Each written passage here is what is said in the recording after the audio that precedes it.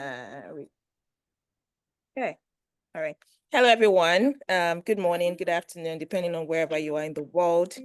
This is the Excellence in Medicine Women Physicians Network, and this is our May career webinar. And we are very delighted to be joined by Dr. Kieva Chris-Amusan, who is an incredible female physician who's been doing a lot of stuff that most medics don't actually do. And so I'm going to just do like a brief introduction, and then I would, give the floor to Dr. Kieva. All right. So Dr. Kieva Chris-Amusan is a doctor turned digital health entrepreneur who is highly passionate about improving access to reproductive health care for African women. And, just listen to this. She's the co-founder and CEO of Fertitude, which is a digital platform that provides women with trusted, stigma-free support. And this ranges from symptom answers, like answering questions, to real-time doctor consultations. In her role, she is actively trying to help women feel informed, seen, and in control of their reproductive health, regardless of wherever they are in the world. And I think that's really remarkable. So, hi, Dr. Kieva. It's a pleasure to have you here with us. We would like you to say a word or two. Thank you so much for the elaborate introduction. A word or two. I'm excited to be here with my fellow colleagues in the industry, senior colleagues, junior colleagues, my peers. And I look forward to the interaction that we're going to have today. I look forward to the questions that you all have for me, but I also look forward to sharing what my journey has been like with every one of us. Thank you. That's beautiful. That's beautiful. Thank you. Okay. My name is Peju Akintola. I'm gonna be your host for today.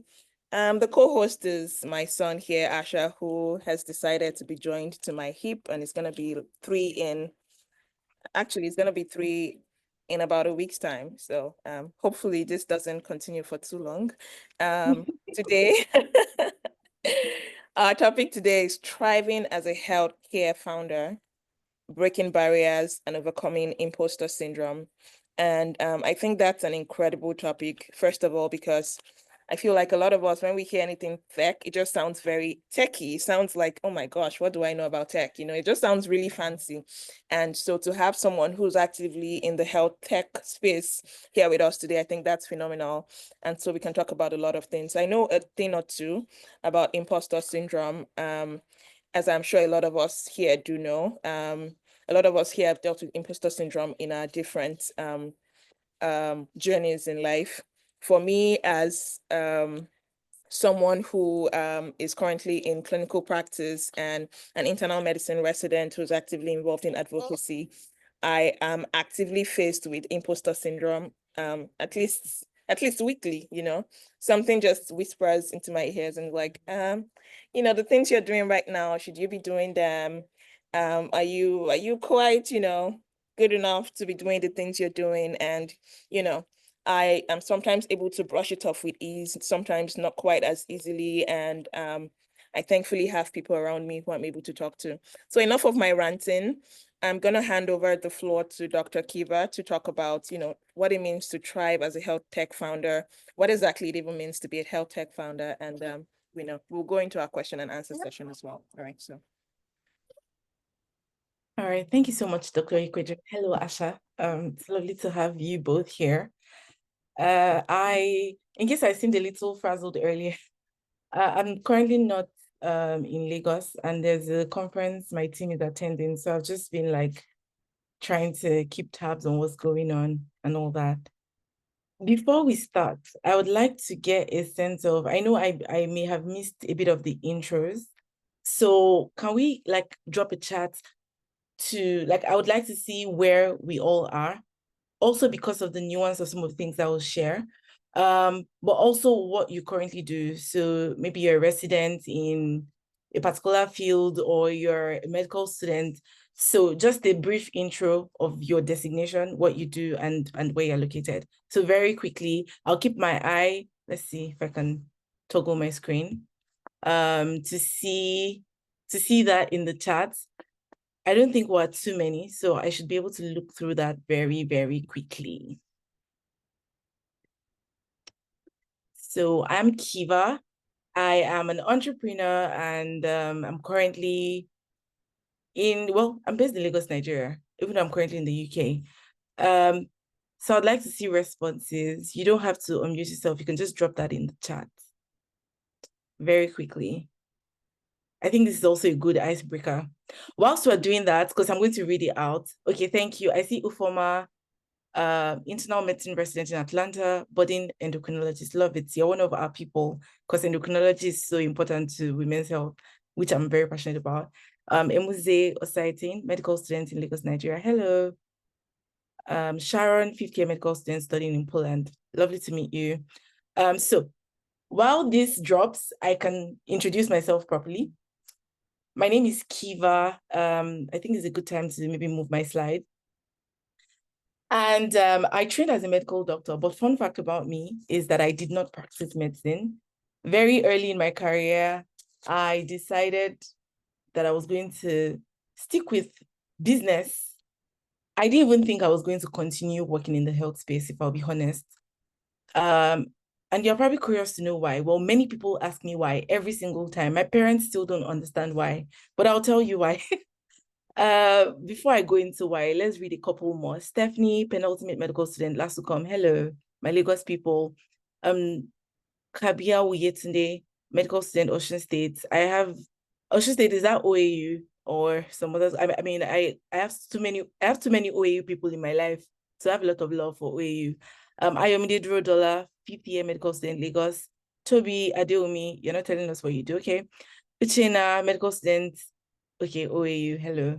Namdi Azikwe. All right, so my why, and this is going to come in, later in my presentation. Dr. Liquid, how many minutes do I have? Just so that I can keep myself in check. Just flow. Okay. Flow. I'll put like 30 minutes in mind. Well, I think while I was in 300 level, or before we get to that, why did I even decide to read medicine? This is important. And for lots of us who are trying to figure out transitions or doing things that differ from the traditional medical pathway, it helps for you to ask yourself how you got to where you are. For me, as a child, I used to joke that I wanted to find the cure to HIV/AIDS. I think I was gisting Dr. Jummy about this some weeks back. What that really signified for me, it was that I wanted to do something big. I've always been an ambitious girl. And then I was very, very brilliant. Lots of us are. If you're a medical student, you probably were an A student. I was head girl, class captain, speech and prize giving day. All these people that your parents are going to be so proud. That was me. And when time came to decide what I was going to do in uni, everybody just said, oh, do engineering. In fact, be a science student. That was number one. Number two, do engineering or do medicine. I thought I was a good teacher. I wanted to read education, but apparently, follow, because our guidance and counselor did not do a good job, because I'm realizing all the advice I got was probably the worst. I wanted to find cure for HIV. Is it medicine that will find cure? I probably needed to have done biomedical engineering or something, but that's how I landed in medicine, because I had this, I'll find the cure for HIV. What that really meant was I wanted to do something big, something that will change a lot of lives, solve a massive problem for a lot of people, something that I would probably get a good dose of recognition for as well. I didn't realize this as a younger girl, but now that's really clear to me. However, a few years into medical training, I realized that this clinical medicine, first of all, I went to Unilorin. I'm not even going to lie, no shade. The hospital environment was very smelly.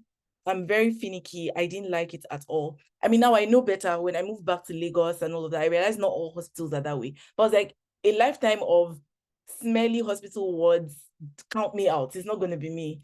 I reckon maybe I'll just do like psychiatry, because psychiatry wards were not as messy.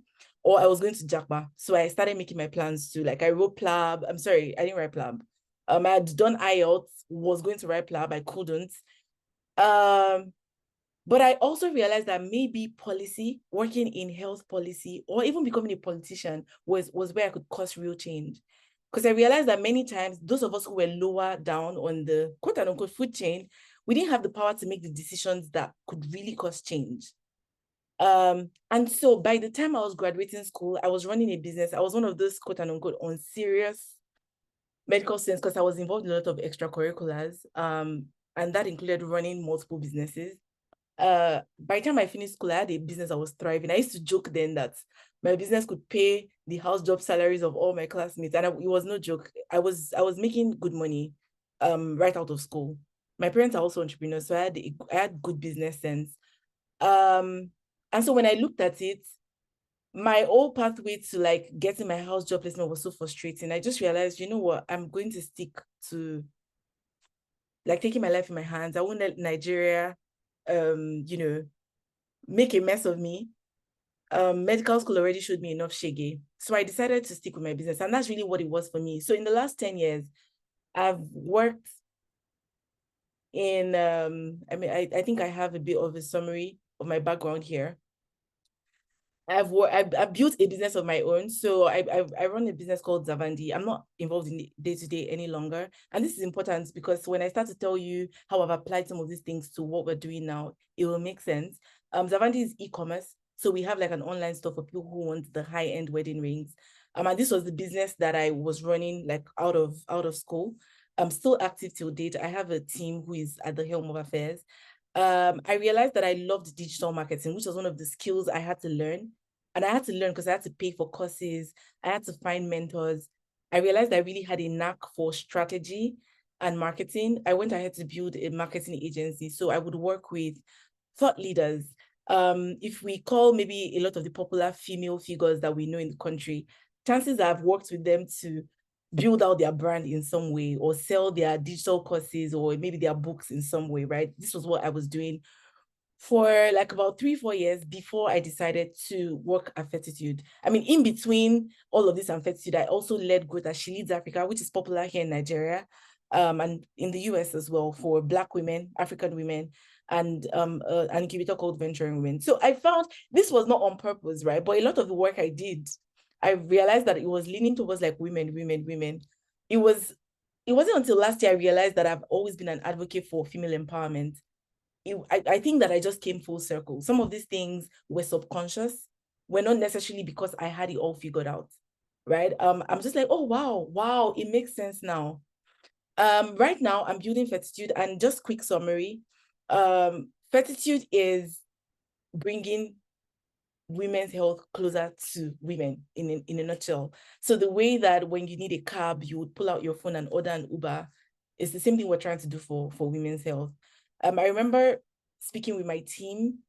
We had a boot camp some weeks ago, and we were saying how that culture, we are in the business of shaping culture, because there was a time 10 years ago, if I wanted to hail a cab in Lagos, or if I wanted to go somewhere in Lagos, I would either need to walk to my bus stop or get an Okada to the bus stop before I maybe take public transport to where I'm going. Or if I have a car, I would have to drive, right? But right now, what comes to the average person's mind is, oh, I'm going somewhere, let me book a Bolt, let me book an Uber. We don't really have a default option like that for women's health, and that's what Fertitude is trying to do. So I don't want to go into the, I will probably talk about the intricacies of it when I talk about how we started to build. It's hard work we're doing. It's taking a lot of awareness. I've had to pull on all my marketing knowledge to like, we've run some really successful awareness campaigns, and we have a lot more to do. We're still very young. We've been doing this we started, interestingly, 1st of June 2023. Our app didn't go live on the market till last year, 1st of March. So our product has only been on the market for roughly a year, and we're not doing badly at all. Okay, so that's my story. Let me now, before we go into, I followed an outline. There's an outline that Dr. Moikwe just sent. So I just figured I'll follow the outline. But please feel free to ask me any questions outside of this outline. I'm going to be very transparent to answer as many questions as possible. Okay, so maybe I won't be able to read out all the names, but I get a sense of like what's scattered across the world. Again, hello to my senior colleagues. What's that thing? All protocols duly observed. I bow my head in acknowledgement. And to my junior colleagues in the room as well, and to my peers, hello everyone. It's a privilege to be here with us all. So I've told you a little about me, which should give you context as to where I'm coming from. Now, what gave me the boldness to start Fertitude? This is one of the outline or suggestions that was given to me on how to approach this. First, I was at a point in my life where I was actually appraising things. I think I was burnt out from running my agency at the time. And the point I had gotten to in my life had allowed me enough space to take a step back from everything. You know, sometimes you can't take a step back from everything. When you don't have money, you have to keep working. Like you cannot take a career break or something, right? So for me, I had worked and worked and worked.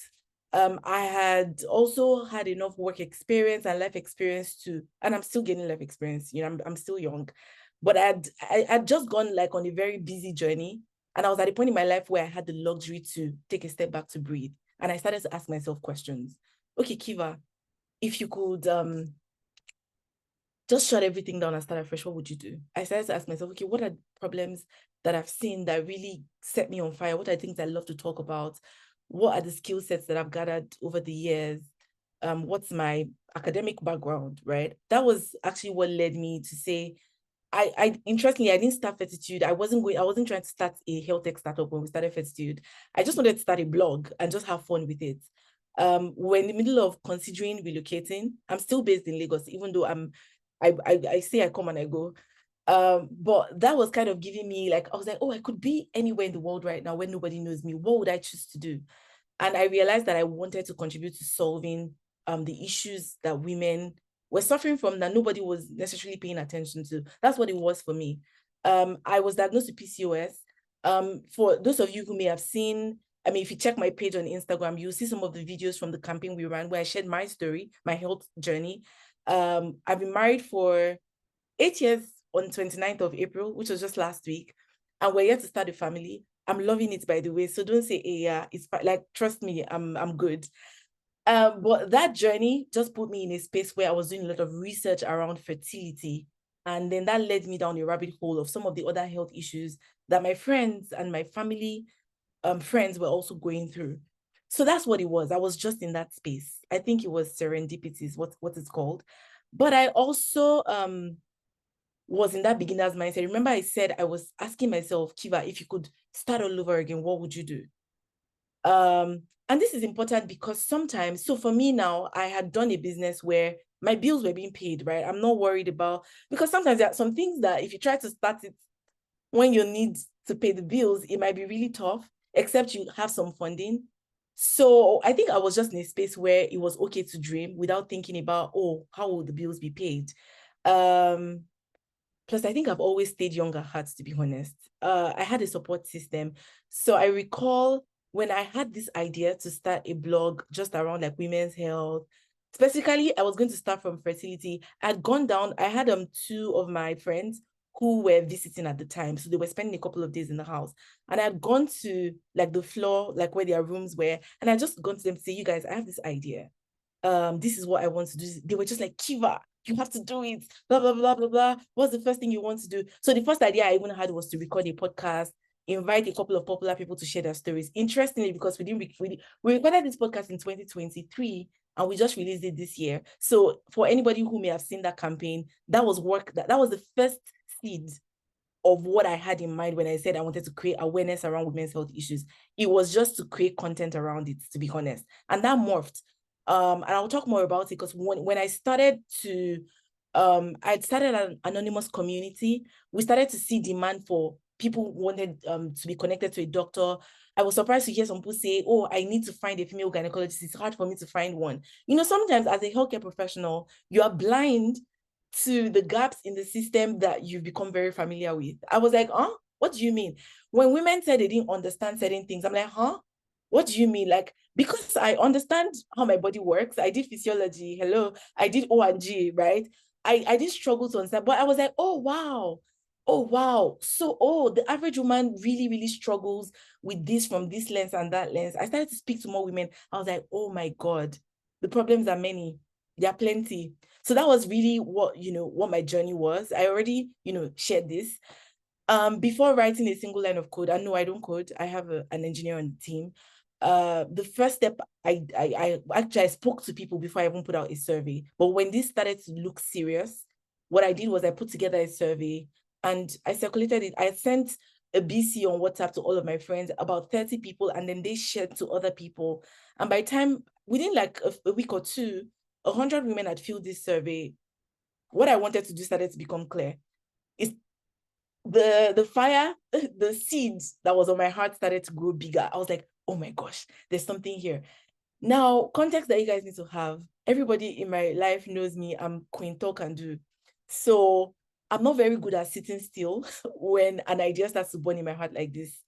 And I was like, what's the smallest thing I can do? So I was just like, okay, we'll start a group. I was like, WhatsApp group. I didn't want to start a WhatsApp group for reasons that I don't want to like talk too much about myself. I want to start talking about things that will be helpful to us. But the point here is I took action and started the smallest thing possible in line with what I wanted to do. I didn't just sit on this idea for, well, actually, to be fair, I've had ideas in my life that I've sat on for a long time. But this one, the, what's it called? Is it recall time now? Or the latency period was very short. It was very short. Within 1 week, 2 weeks, things were moving. And I was like, okay. But here we are. We have our mobile app. It's called Fertitude, for those who may have joined late. On the app stores, Google Play Store, App Store. We've mostly gotten 3,000 users approximately, organically.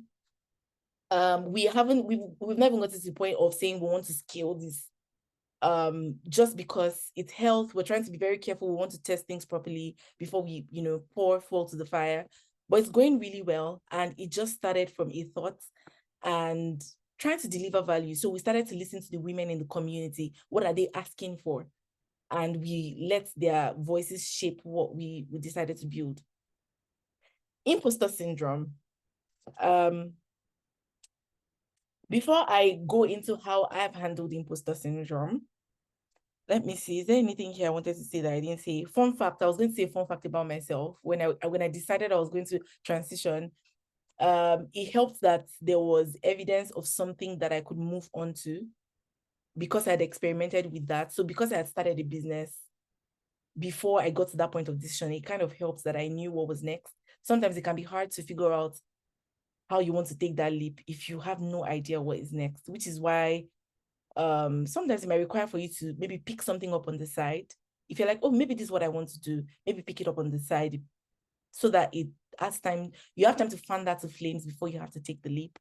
But also, fun fact, I am married to a doctor. So at the time I was dating a house officer who is now my husband. And he had gone on to practice. He practiced for a couple of years. We both shared that discomfort for just the way the health system was. And he went ahead to work in health insurance. So when I was going to make this decision, I had support, which is also something that is important. So I've not even started talking about imposter syndrome yet. I'm just looking at my written notes here on the fun fact I was going to share. So he went from clinical practice to health insurance because he was looking, say, okay, do I still need to work in the health space? And then we went ahead to like run business full-time together. And right now, my husband works, is a product manager in an e-commerce company, like a big global e-commerce company, nothing related to health at all. So I kind of had someone who was saying, Kieva, you know that if you want to just burn this bridge, I did for you, like you can do it too. So that helped. If I didn't have that, or if I didn't see a template of someone who had made such an unconventional decision, it might have been hard for me. And this may not necessarily mean like going totally out of the healthcare space for some of us. For some of us, it's just that we want to do something that is adjacent, still in health, but not necessarily the traditional path that has been presented to us. It would help for you to speak to people who have walked that path, which is why I believe Dr. Jummy has this community. So imposter syndrome. So first, I have to give you context as to what kinds of imposter syndrome I had. It differs for different people. Sometimes you might have imposter syndrome because you are in a different geographical region. I have people in my life who have had to like relocate, and now you're in a different clime, working with Caucasians, and it's like, oh yeah, I'm one of the few Black people in the room. That can be a source of imposter syndrome. Transitioning to a totally different field or a field that doesn't feel familiar, that can cause imposter syndrome. Trying to do something that just feels unfamiliar, right? For me, For Fertitude, first, let me say the things that worked in my favor. I had done business before. I'd built more than one business before from scratch. So I didn't feel any anxiety about starting Fertitude in itself. But I thought I had made a life decision to not work in health. So that made me a little nervous, if I'll be honest. I've gotten over that nervousness now. And I'm just coming out of my shell again. But I was like, I literally took a couple of years to de-identify as a medical professional. Like, just call me Kieva. People who knew me like but will still call me doctor. I'm like, just call me Kieva, just call me. And now I'm having to identify back as a doctor. But then there's also the fact that I didn't practice. I didn't specialize in women's health or anything related. So I felt like, is this going to like cast a shadow on what credibility? I'm very strong on integrity. But I will share how I dealt with some of that. So I'm saying that for different people, there will be different reasons why you may feel like maybe you're not enough. First, reframe. If you're doing anything, I think I already said this, you're trying to do something different, you're trying to do something that takes you out of your comfort zone, it's normal to feel a little uncomfortable. So that discomfort, take it as a sign that you're stretching. And maybe, I think one thing that people don't talk about enough with imposter syndrome, what's that thing they say, uncommon take or hot take, is sometimes imposter syndrome is a sign that you need to go and do the work. So for instance, if I had to apply this to my context, I would say, okay, Kieva, if you're feeling nervous about the fact that you've been out of touch with the medical space, maybe you need to go do like some short course or, something along those lines. You can just ask yourself, okay, why am I feeling this nervousness? And what can I do to address it? Like head on. Okay, is it the knowledge? All right, let me get that knowledge. At the end of the day, you can't take away what I already have from me, the years of training that I've had, how that has even, applied in how I've been able to take care of my health and figure stuff out. So yes, reframe, but also, and I think I have that on one of the other slides, where I say here, upskill, but I'll come back to that. Track your wins. So I mean, before I even started tracking the wins I was having with Fertitude, like I said, I had to also ask myself, Kieva, what do you have? I trained as a doctor. Hello, it's not beans, however way you want to spin it. But I've also built, I have business experience, which if you had to put me side by side by maybe many other people who are building what we are building, they don't have that. So I have an edge. Not only that, I also have marketing experience and product experience because I've done, I've worked in product-led companies, or I've worked on product-led campaigns. So I'm like, doctor, business, marketing, products, no. If any voice that wants to come and attack me, you have to come with bigger evidence. So sometimes you need to write things down. But even as I started to speak to women, which was the initial stage of Fertitude, the mere fact, so every time I had to speak to a woman, I had to tell them my story. And something interesting always happens whenever I talk to people. People tell me their story back. So it was like, oh, the process of me opening up allowed other women feel safe to open up. I was like, no, this is, if I didn't have any other evidence that Fertitude was a good idea, this is all the evidence I need. Women are suffering inside and they just need that safe space to be able to speak up. And then they can now even get the answer to this thing that is not that, like, I'm like, oh, what's wrong with you? It's not a big issue. And I just tell them 1, 2, 3, and they're coming back to say, oh my gosh, thank you so much. Thank you so much. I'm like, wow. So that was more than enough. Screenshots of messages of people coming back to say, thank you. It was a lot. I didn't need, that was more than enough. I also gave my inner critic a voice. Fun fact, I'm only going to tell you guys here, it's a secret. I have a name that I don't really like. And that name is Shukurat. So I come from, my dad is a Muslim. And I think of all the Muslim names, when I'm talking to a Muslim, they'll tell me, oh, Shukra is a beautiful name. Thank you. You can have it. So I gave my inner critic that name. It's my name, right? My dad gave me the name, but it's a name I don't like. So whenever like I hear like just that, I'm just like, Shukrat, get it behind me because we're not doing that today. So I literally sit my inner critic down. I'm like, okay, present your evidence. What do you want to say? And I'm able to call her out and, shut her down if need be, or we can negotiate if it comes to that. Upskilling, which I already said. If there is something, excuse me, let me close this so that I can, I'm trying to just split my screen. 1 minute, please. Okay. Here we go. Okay, so I was saying upskilling. If there is something that is obvious is the cause of the discomfort that you feel, then address it head on. If it means you need to get that knowledge, because many times I think a knowledge gap is a very, very common cause of imposter syndrome. Community. I spoke about my friends. My friends have been there. The content campaign I said we rolled out a few weeks ago. It was one of my best friends who was even the host of the show. I had used my friend's studio to record. Like, it was literally my entire village. The first version of whatever we did with Fertitude. Everybody in my life, oh yeah, you people, this is what I want to do. So you need support. My husband was there as well, my siblings, everybody, mentorship. So many times when we need to address imposter syndrome, we only think about finding a mentor, someone who can pull us up. But I'm also finding that mentoring people below has helped me a lot.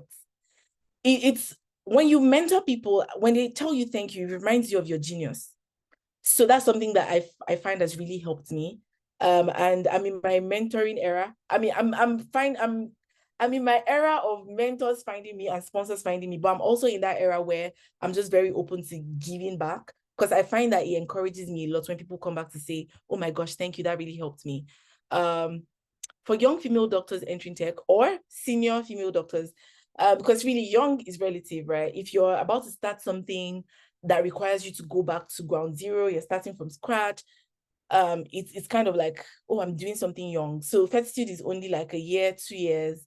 I may have 8-10 years of experience doing business, but when it comes to Fertitude, I usually have to eat the humble pie to say, hey, I need your help. So young, regardless of if you're newly considering doing something in health tech space or just something different from what you've always done, why? This is the quick framework I recommend. Your why. I started off sharing with you my why, and this is the reason. When I decided to do Fertitude, it made sense. Because when I looked at my why, Kieva, why did you decide to read medicine? It made sense. You decided to read medicine because you wanted to save lives. You thought it was by finding the cure to HIV, which was a bobo, because you were naive. You didn't really know a lot. But there was something in you that called you to say, this is how I want to be known. This is how I want to present myself to the world. I want to do something that people will be like, oh my gosh, this saved my life. It made sense. I realized, and like I said, during med school, that maybe policy, I was suited to something that was more advocacy related, or doing something that would change the landscape, as opposed to like seeing one patient one-on-one. So maybe being an enabler in an ecosystem, as opposed to being the one doctor who is, seeing the one patient. So it made sense. And so for you, your reasons will differ very, very much from mine, but you will find that your why helps you. It's a compass that can guide your decision making in those moments where you're unclear or you're unsure. Also, what problem, and so why, then what?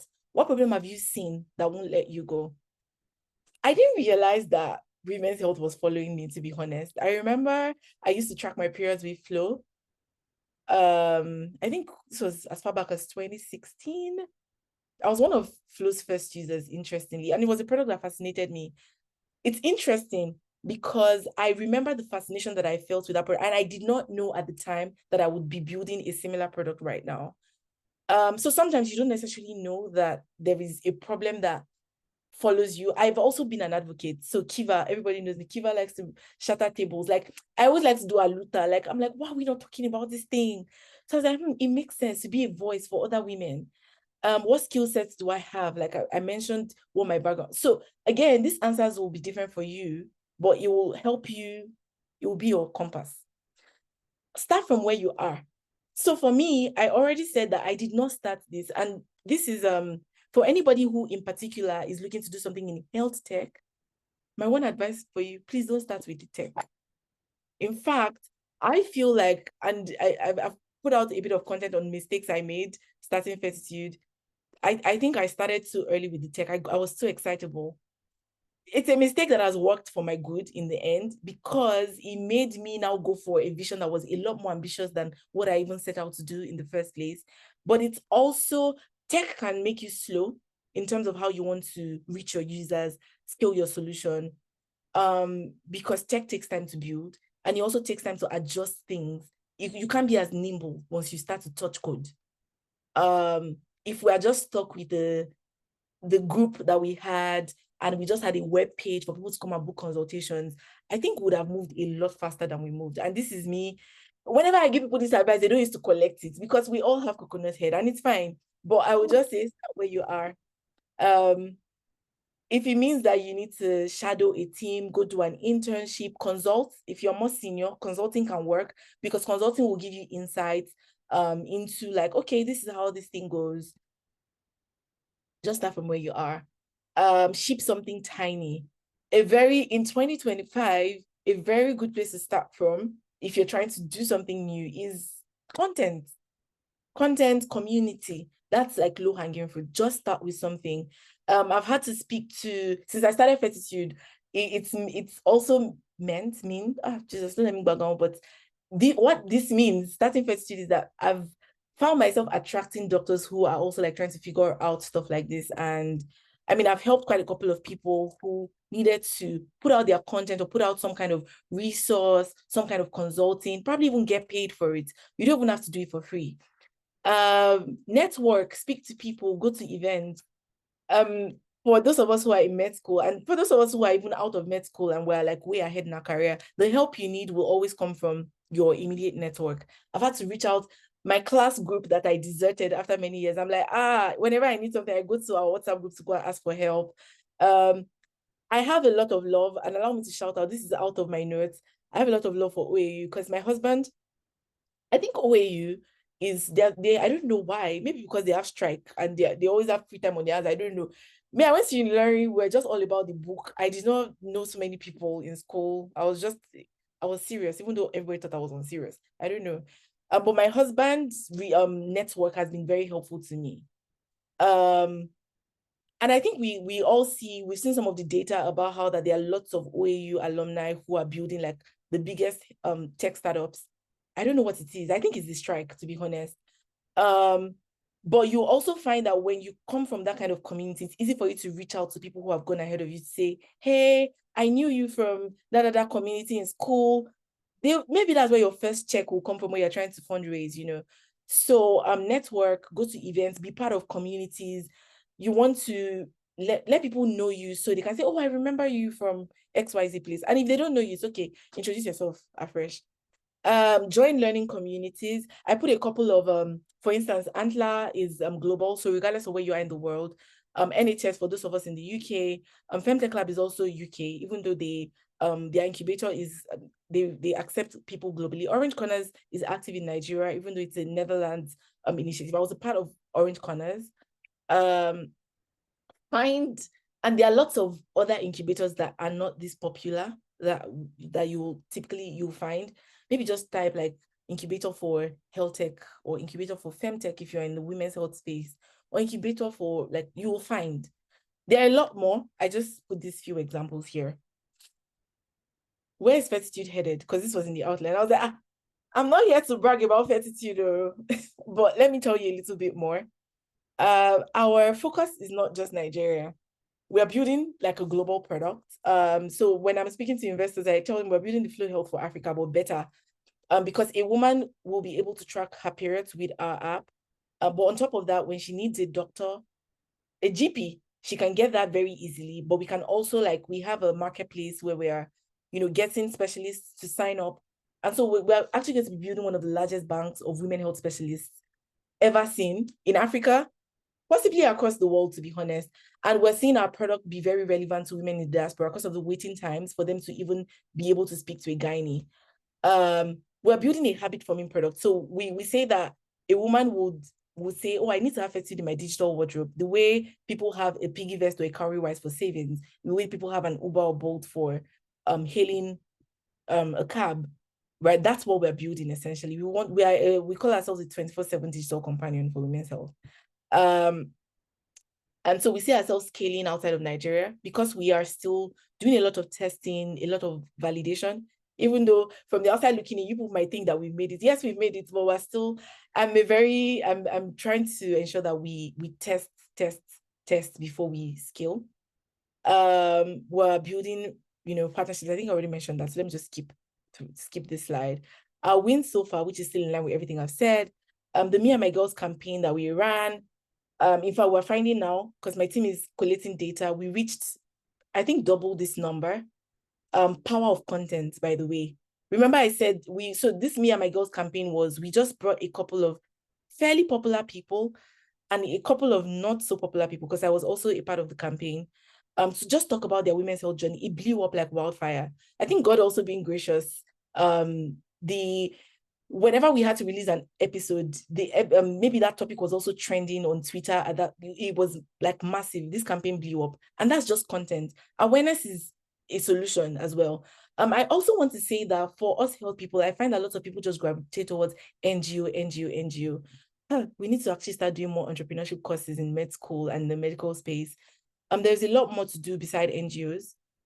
We can solve for healthcare profitably. In fact, if you can solve for healthcare in a way that generates profit, it increases the chances that the solution you're building will be profitable, will be sustainable, beg your pardon. Because it means that you're not going to die on the hill of, oh, someone has not given me a grant, someone hasn't given me money.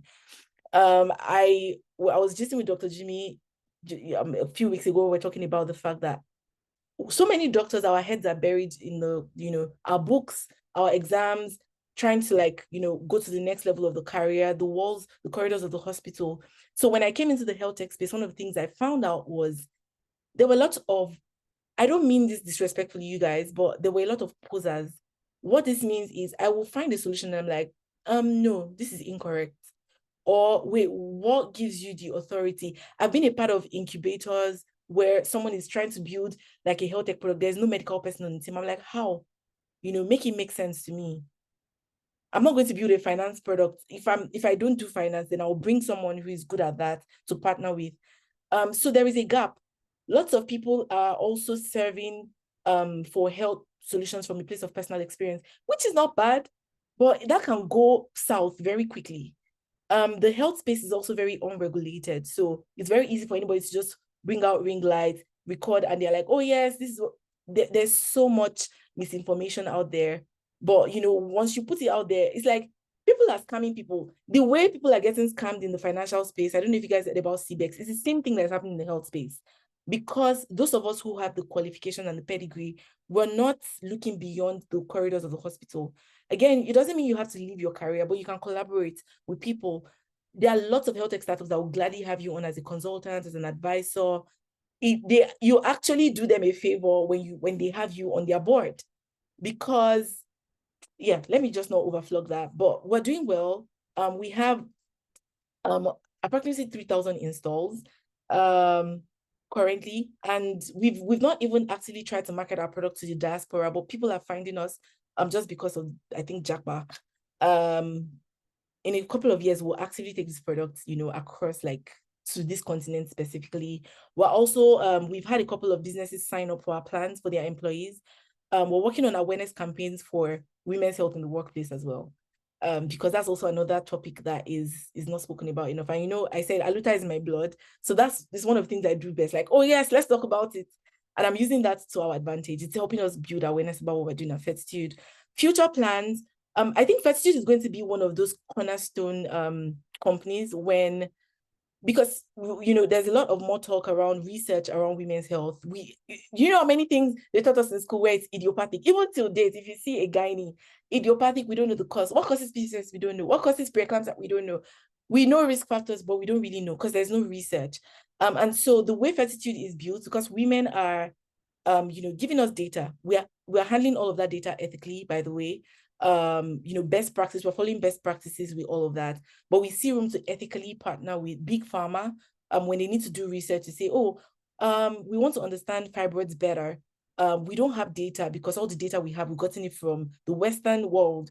we need someone in Africa that we can partner with. Fertitude is going to be one of the first set of people that will come. So that's kind of how we need to position ourselves on that end. We're already reaching out to research partners to just start doing some of these things low-key. Because this is something that would initially take money from us. Research can take a lot of money, but eventually we will actually see this like start to do well. The grants will even find us without us having to go too far. So for anybody who is curious about how we're thinking about Fertitude, that's it. I've come to my last slide, so I think I'm doing well with time. See me trying to talk fast because I don't want to hog the mic. And I want to also give time for questions. Yeah. Yeah. So this is my final slide. Very self-explanatory. Your degree is not a cage, it's a launch pad. The fact that we're doctors, it actually makes us very, we're a smart bunch of people. It means we can learn quicker than most. We also already have respect, you know, for us. Like it's almost like a given, and that's a door opener. It gets your foot in the door. Avoid sunk cost fallacy, however. So for those of us who are probably even thinking of yanking, is it yanking the cord or like biting the bullet? I don't want to do this any longer. I want to go this way. One of the things that stops us and almost stopped me is, oh, I've invested 7 years in my medical training. How am I going to like leave that now and say I want to do something else? But here I am, I've come full circle. So we must never let some cost hold us back. If you feel like you've invested years and time in something that doesn't really serve you or what you see for yourself, it's okay to take a pause from that and figure out like what your next steps are. Chances are in future, what you think you've wasted will still serve you in the future, like it's serving me now. If you've seen a problem clearly, you felt it personally and can't stop thinking about how to fix it, you already have what it takes. So start messy, start scrappy, but start. Thank you very much. This is, I'm going to stop sharing my screen as well so that I can see everybody. An absolute round of applause for Dr. Kieva. This has been incredible. Like so much learning. I can sense the fire and I just love it. I love the fact that you're owning what you do and you've come such a long way. And it just seems like there's been so much growth along that path and you have you've taken everything in stride and I really love that. Thank you very much. Just because some people joined in late and because we haven't talked a lot about this as well, you are at the EIM May career webinar. The EIM is the Excellence in Medicine Women Physicians Network. We are an incredible network of female physicians who we're trying our best and we are actively working on empowering the next generation of African women physicians, just because we know that we have, like you alluded to, we have so much in us. We've learned so much in medical school. We've learned so much along our career as well, but we have not learned how to put ourselves out there. We have not learned how to make the most of the opportunities that we have been presented with. And a lot of us deal with imposter syndrome. And so the EIM Women Physicians Network has been the host of the Global Africa Women in Medicine Summit. The first one, which was just concluded, which was an incredible session that was hosted in Lagos, Nigeria. EIM was also the host of the Elevate Wellness Retreat. We had the first one here in the US and another one coming up very soon as well. We'll talk a little bit more about that. But basically, our goal is to develop audacity, is what I feel right now in women physicians. And I love the fact that you have taken the audacious part, you know, to growing your brand and to developing all of the different things you've outlined today. And so if anyone has any questions, please feel free to type them in and we'll start answering them. Just for context as well, the women in this room are scattered across the world. We have a lot of us in the US, in UK, in Canada. I don't know if we have anyone in Australia, but shout out to you if you're in Australia. In Nigeria, we have so many female physicians across the spectrum as well, all the way from attending physicians to senior residents to house officers to medical students. And what I've discovered so far is that audacity doesn't seem like it comes naturally to us. It feels like it's been beaten out of us, you know, along the line. I don't know if it's before entering medical school or when we entered medical school or while doing house job or residency, but it seems like lost the ability to be audacious along the line. And so we're trying to recover that. We're trying to get back into that, I know that a lot of us, while we're growing up, we wanted to change the world. And maybe some of us are still along that path, like you alluded to. I will give a personal example that made me feel, okay, you're making progress, but you also do need to keep working on your audacity as well.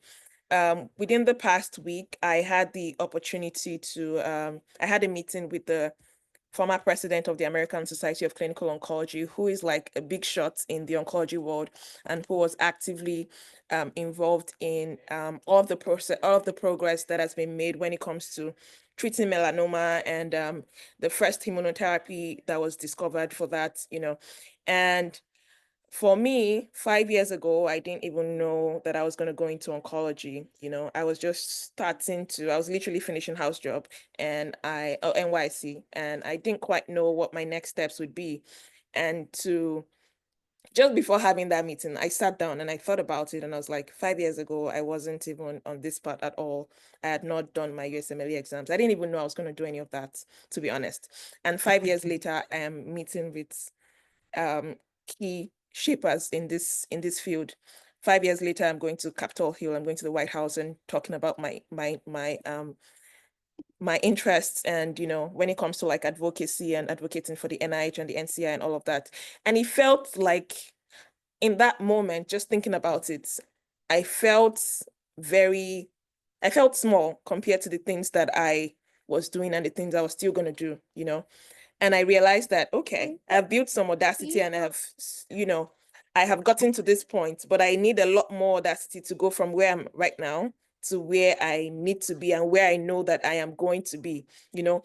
I loved when you were talking, the way you spoke just made it clear that, I knew I was going to be great. I knew I was going to do great things and have continued along that route, but I have faced certain challenges in getting there. And, you know, for all of the amazing and incredible female physicians on this call as well, I know that there are a lot of us who have felt that way or who currently feel that way or feel somewhat inadequate about our life path, feel somewhat inadequate about the things that we are being called to do. And so it's making us take a step back. And so that is what I think I would really, really like to address on this call. And I would like you to, say a few words about it. And if anyone also has anything to say about that, please, yes. Because like you said, our degree is literally just a stepping stone. There's so much we need to do. It makes me angry to think about the fact that there are people in the health tech space who are building things without having any physicians on the board. We should be on the board of directors of some of these companies, making these changes. So how do we go from where we are right now to being people who will be called, or, just to putting ourselves in that position to be on the board of those, companies is the first question I have. And then I'll start reading out some other questions. All right, thank you very much. Audacity for women physicians. I love that. I love the way you phrased that. The simple answer, to be honest, is to take things one step at a time. The thing about simple answers is that we tend to overlook them. It's like when they tell us to,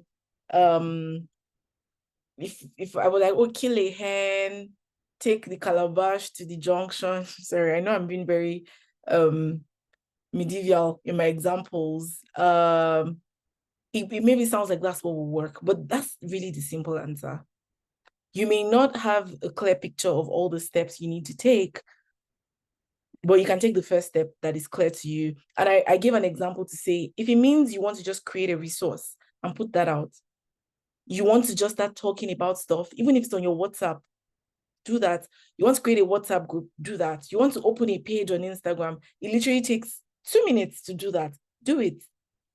And it's actually one of the easiest places to start because it also allows you you've brought this thing to life. If you have to open an Instagram page for something, for instance, you have to give it a name. So now you've given this thing a name. And for some of us who are not, like, depending on whatever channel you use, if you're not active on Instagram or LinkedIn or wherever, you can just do this on, like, from your WhatsApp. But you need to just take one step. I find that clarity comes from taking action. And audacity, you know, it's when the world sees what we're doing, they see it as audacity. For you, you are actually, I wish I could bring you into my mind. Like you're probably still cringing a little bit. You're still feeling unsure. But all I've done is take the first step and everybody's like, oh my gosh, you're audacious. That's actually what audacity is. So everybody else calls it audacity, but what you've just done is you've taken your first step and then you've taken another and another and another. In my opinion, anyway, at least that's the way I see it. And that's the way I've been doing it. So audacity is as simple as taking one step at a time. Sounds simple, but it's the truth. I also want to say that doing something different, doing something unconventional with our medical degrees may not necessarily be starting a business. It could be that you're working as an operator. I've had to serve as a mentor to a lot of the doctors on my team, regardless of their station. And for some of them, starting a business is not the goal. They literally just want to still continue with whatever it is they're doing. And they just love the fact that, oh, they're able to figure out this other side to them. So sometimes you might just need to reach out. Maybe you found one product or two that really fascinates you. You reach out to somebody on their team to say, hey, do you guys actually need something like this? Or you just want to have a chat with the founder. Again, you know what I said about the fact about doctors, it's a door opener. So when you reach out to someone, hi, I'm Dr. Kieva, hi, I'm Dr. Cynthia, people want to hear what you have to say.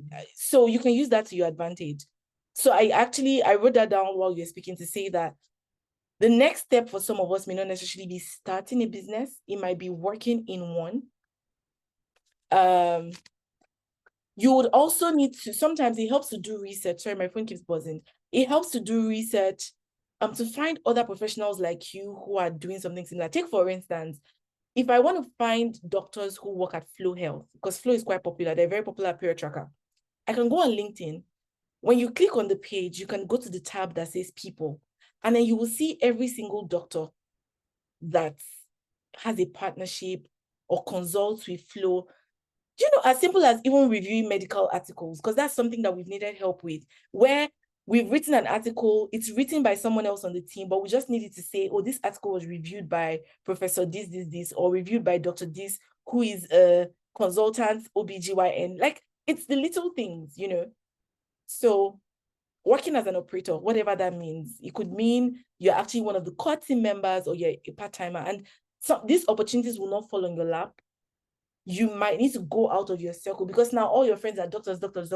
If you need to find someone who would say yes to you for some of these things, and this applies to the question you asked about boards, initially would require you reaching out.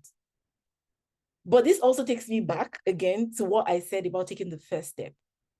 Because if someone is even going to find you to offer you something on some board, they would need to have seen your work, your digital footprint. That's the world we live in now. Or maybe because they met you at an event. So it means you're coming out of your circle to attend events where you can mix with these people, or you start to put out content. Again, you guys, content is a very simple place to start. I just want to digress a little bit. Dr. Jimmy, I hope I have your permission to do this. But Dr. Jimmy. Yes, you have my permission. Yes. Dr. Jimmy, thank you so much for reaching out to me to do this. I appreciate the encouragement that you've given me, the support, the ginger, the applause. We had actually discussed doing some kind of sprint, maybe for 30 days or 90 days, depending on what we eventually decide to do, for physicians or people in the medical space who want to take that first step when it comes to content or branding. And that's something that I'm sure she will share details with you once we finalize. But like I said, I've worked with people where that was their first step. For most of the doctors I know and I've worked with who have a visible person, they had to take that first step to say, there's something I see. Let me start talking about it. So just start talking about it on your WhatsApp status. Make it a ritual where and then when you have that content, do a screenshot of it and just archive it somewhere. When you end up deciding that you want to take this out to Instagram or to the general public, those screenshots will come in handy.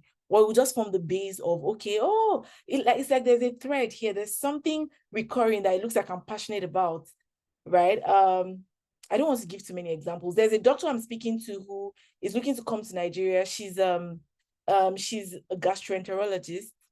And I think she's like quite senior. She's not a consultant yet, but she's looking to come back to Nigeria to do a lot of colorectal screenings and surgeries.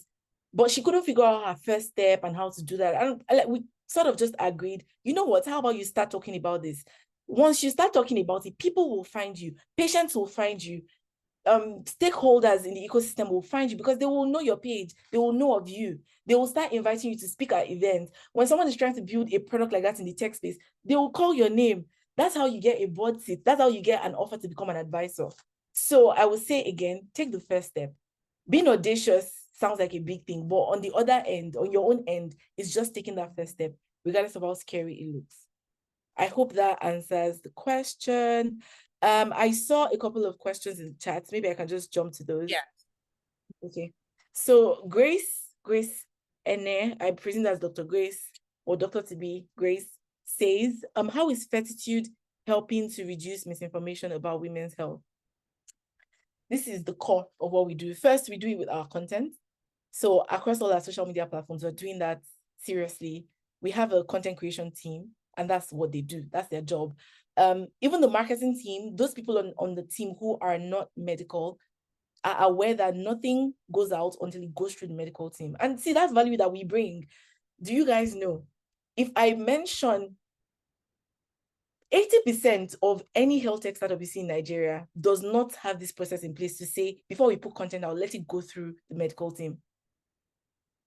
That standard does not really exist in Nigeria. Maybe maybe abroad, there is a bit, but see, regulation for content, medical content there is a gap globally. And maybe for some of us, that's even the problem that we're called to solve, to find a way to, how do we ensure that we reduce misinformation? But we do that with our content. Let me just skip. We do that with our content.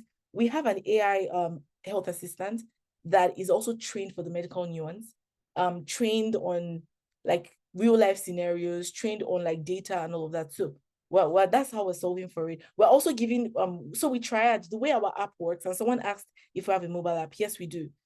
So when you initially come on the app, your first interaction, the data you've given us, when you interact with our AI bot, it also helps triage you to who you should be speaking to, whether you just need a GP consult or we need to like refer you to a specialist, which also helps you get like second opinion if someone has told you something that is wrong. So that's the ways, I mean, at the very basic level, we actually solve for misinformation. If you come on our page, you'll get answers. If you send us a DM, you'll get answers. If you download our app, you'll get answers. But we've also put out health awareness campaigns. Like I said, the last one we put out reached over 100,000 women. That was a lot of misinformation that we were addressing for every woman who came across the piece of content that we put out. So content is an easy way to solve for misinformation. And that's the way lots of people are also putting out misinformation with their content. But there's a lot to be done. And if you have other ideas, I mean, please share, or maybe that's the solution that you've been called to build. You never know. I hope that answers the question. You can let me know if it does.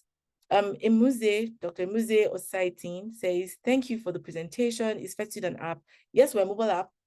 Just to add to that, we are also currently integrating with WhatsApp and web. So our expert marketplace, which is a place where any woman can just come and book a consult directly, we're scaling that to the web. So that's like literally going to be up in a week or two. Because for the user who may not necessarily need the full suite of what we do, which is, I want to track my period, I want to have like a daily insight into what's going on with my body, blah, blah, blah. I just need to talk to a gynecologist. Okay, just go on our website and book that. So we have like web integration in the works and WhatsApp. So our AI bot, we're also like integrating that with Meta's WhatsApp, so that a woman can start a journey, like pick up your phone. And I think on WhatsApp right now, there's even like a generic Meta AI bot, but we're also taking like the trained, what we have, a woman will be able to chat with us, not just us, but our AI assistant on WhatsApp as well. So that's something that our engineers have in the works and we'll be rolling out in the next quarter or two. How will Fertitude bridge language and location barriers in achieving female health and well-being? I like this question. Or let me say, I don't like this question because everybody likes to ask me this question, especially based on the fact that I come from Nigeria. The first thing I always say is Fertitude is targeted at women in semi-urban to urban regions. That's my calling. Somebody else's calling is to reach people in the rural communities. I honestly, if I want to be honest with myself, that's not a demographic that I relate with very well. This is not to sound discriminatory. However, one of the ways that we're reaching the last mile user who may not have technology on hand is we partner with people who are doing community outreaches, and that's just our way of giving back. But our product at its heart, it's very digital. So our product will scale with digital penetration. And that's the simple answer to that. I also like to say that when people ask us, how are you reaching underserved communities? I tell them, women everywhere are underserved. It's not really by the fact that a woman is in a rural community. I once had, I was about to talk about one of domestic staff that worked with me and thought that family planning was by faith. And I'm like, you live in Lagos, you have a smartphone. How did you not know? Like, I even felt responsible, like as a doctor, employer of labor building Fertitude, that this person did not know this because she got pregnant and she wasn't ready. And that has really caused a lot of issues for her. But there are also women educated, like literally they have masters, but they don't have like basic information about their bodies and setting expectations, what to expect when it comes to pregnancy. How do I prepare my body for pregnancy? Like basic things or things that we would consider basic, right? So generally, I say that the word underserved doesn't necessarily relate to like someone living in a village that doesn't have electricity. I think that women, even in urban, semi-urban areas, are grossly underserved when it comes to women's health. But I think I've answered the question of how we're reaching people that have language or location barriers. We partner. And that's the best we can do for now. Building a business requires, focus before you scale. So if you want to reach different types of demographics, first you must master the demographic in front of you before you scale to other ones.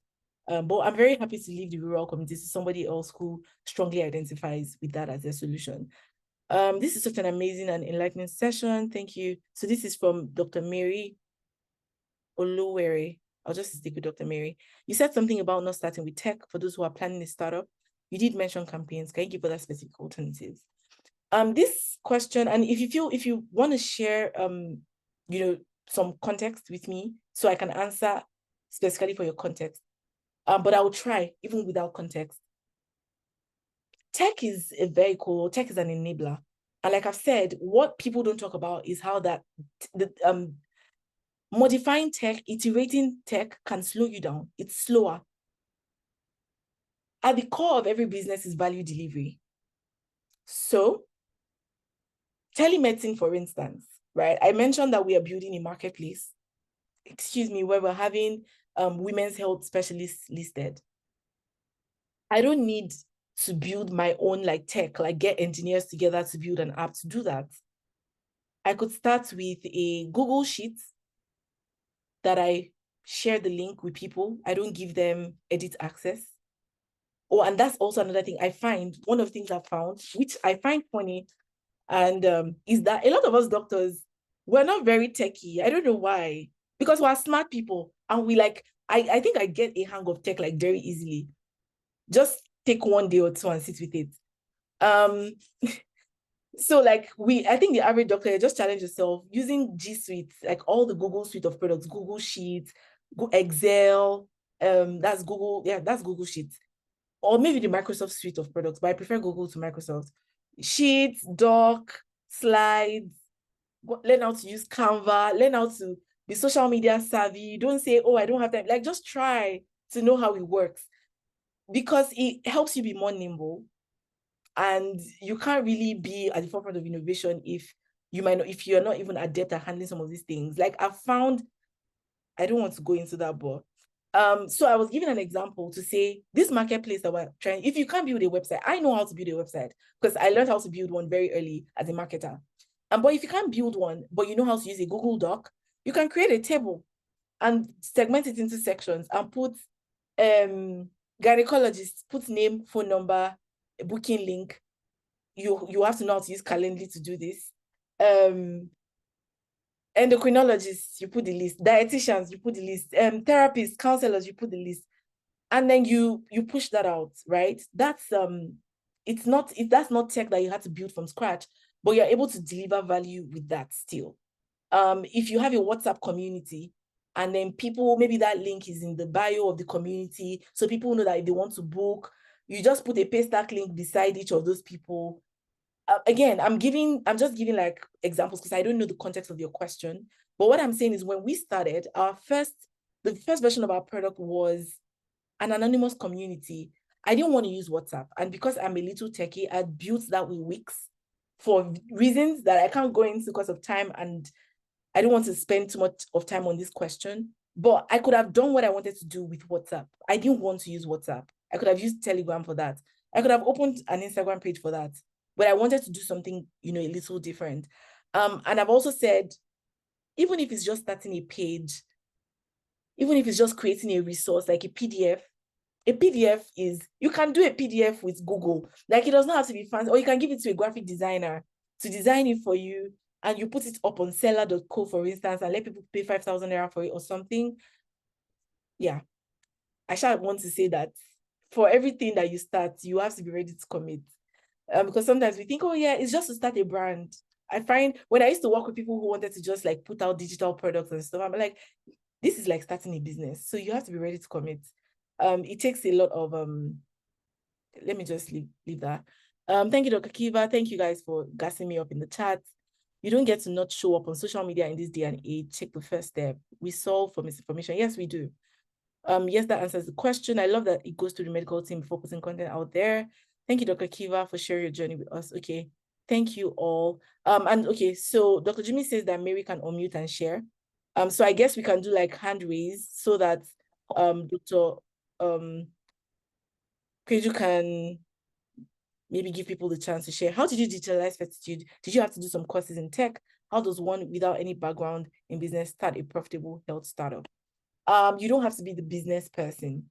You would need a partner. If you feel like you have handicaps in certain areas, for me, I had the privilege of, I wasn't trying to build Fertitude when I built my experience in tech, in marketing, in product.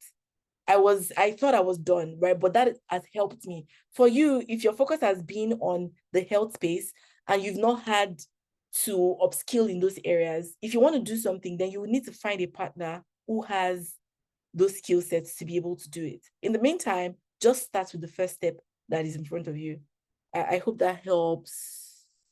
I think that question was from Dr. Cedar Ekanem. Let me know if that answers your question. Okay. So Dr. Jimmy, I think Dr. Chris says 2 more questions before we close Q&A. So this is the last one from Dr. Sharon. What unique features differentiates Fertitude from other apps like Flow? And can you please expatiate in digital marketing? There's a lot of misinformation in this area. I would need to understand the second question better. But what differentiates us from Flow? Please, I hope you're an investor that wants to invest with this question. So I like to say that our approach to solving this problem is a lot comprehensive than other people. Flow specializes in period tracking and doing a little bit of quick triage. If something is off with your period, it kind of points you in the right direction of what to think about. What we are doing is we're a hybrid of Flow and telehealth, right? A woman, unlike other period trackers, we connect you to an actual medical professional, which is a big problem for lots of women in the global south, not just Nigeria, like Asia. And like, I mean, we've spoken to people from other areas like emerging markets. It's not, and then like I said, even for people in the bigger markets, the Western markets, we find that the problem they have is the opposite. It's so saturated that now they have to wait a long time to get, an expert. So we're making that easy, right? But unlike people who just focus on telemedicine, we then now have that day-to-day support that we give. So you come back to log your symptoms on a week-on-week basis, or log your menstrual periods on a monthly basis, and we're letting you know, okay, this is good, this is not good. This is what you should keep an eye out for. I mean, we're seeing a lot of women want to cycle sync. Oh, why is my mood low today? Oh, it's because of this. So maybe this is what I should do about that. So we're a hybrid of both, and that's how we're different. I hope that answers the question. So the second question of how can you please expatiate in digital marketing? There's a lot of misinformation in this area. That question is a little unclear. Do you mean there's misinformation in health or misinformation in digital marketing? Yes, please download the Fertitude app. And I would like to encourage us all, please, I would like to hear what my colleagues in business, colleagues in medicine, think about what we're doing. So please download our app, Fertitude, on the app stores. I could share the link actually. Let me try to pull that and post. But you can send me. Send the link right now. Thank you. I was about to say you can send a message to me on Instagram or on LinkedIn to say, oh, I noticed this can be better. I like the accolades, but I'm also like a sucker for like, give me the hard feedback, the scary feedback. Yeah. Misinformation in digital marketing space, not just in health. There's misinformation about health in the digital marketing space. Is that what you mean? Because yes, I agree with that. And that's one of the problems that we exist to solve. So maybe Dr. Sharon might want to ask this question verbally, since that's the last one and we have time. Dr. Sharon, are you able to unmute and ask your question in a way that's, very clear so we can all understand? Yes. Hello, Dr. Kieva. Thank you for sharing. You said you ventured into digital marketing, and I just wanted to know like more about it, because in the digital marketing space, there's a lot of misinformation about how you can go about starting digital marketing. So I just wanted to know your experience in digital marketing and how you were able to like integrate it into your business. All right, I see. So your question was specific to digital marketing. I thought you were asking about. No. My journey to digital marketing was practical. Sometimes it's easy to learn when you're trying to apply, as opposed to like learning theory. So I learned digital marketing because I was trying to grow a business. It's like, oh, I have this business. How do I get more people to find us? How do I? And for everything I needed to learn, I would go either do a course or watch a video to learn it. So I'm self-taught. I eventually like went to do like a proper degree because I wanted to be like, oh, what I know, do I really know it? Let's see if it measures up to what the career. And I was best in class. In fact, all my tutors were like, oh, Kieva, we know that you're a guru, blah, blah, blah. Misinformation, I won't call it misinformation. Maybe there's like different people's opinions on how to start. Like medicine. So one thing that marketing and medicine have in common is that it's very broad. There is social media, there is content marketing, there is SEO, there is ads, there's a lot when it comes to, so the way we have a gynecologist, pediatrician, blah, blah, blah, that's the way marketing is. If you want to start in marketing, you would have to find one thing that really draws you in and start with that. So social media is where most people start. So most of people that call themselves digital marketers, they're just social media managers. And guess what? Even my mom, she's a social media manager too. So that's the lowest rung of the ladder. It allows you to get into the content space. And then once you get into that space, you start to figure out, okay, there are other things I can learn too when it comes to marketing. I can't do a marketing masterclass, but I would say, see, the simple thing is start from somewhere. Just start from the small thing that is in front of you. You will never go wrong when you just start. I hope that helps. Yeah, thank you so much. You're Kieva, welcome. you are the best. Thank you so much for this. And as you said, we have a partnership coming up in the works that I will talk about later for EIM members. One of the things I love about being with my colleagues is that we love ourselves and we want to help everybody show up. I believe that if I'm the best and I'm just by myself, it's not a win. I want us to all win together. How many doctors that look like me are there out there that sound like me, that have my nuances, that I want to be the only lone shining star? So for me, having thousands of us all successful in all the spheres of society is really big. And that's one of the big visions of EIM. Dr. Kieva shares many of the EIM visions, and she's a visionary, right?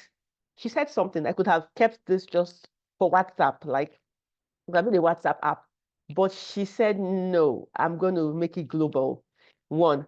Number two is that she's not just doing like a period tracker or just a fem health, basic app. She's inculcating telehealth specifically for women health. And she's also solving for misinformation, which is a big problem for women. And I like all the things she identified. We're going to go eat this recording. You have no idea. We're going to eat it up all the way to juice and marrow. And I'm also happy that she's owning that she's a doctor. Like, you are one of us, regardless of whether you've practiced for 15 years or 15 seconds. You got the degree, and you alluded to the fact that it's a door opener. And it has also helped you level up because of the level of intelligence and, just being able to understand the markets that you're in. So we're so grateful that you broke a lot of tables. I say it all the time, but maybe now that they heard from the boss, they would take me more seriously. Show up.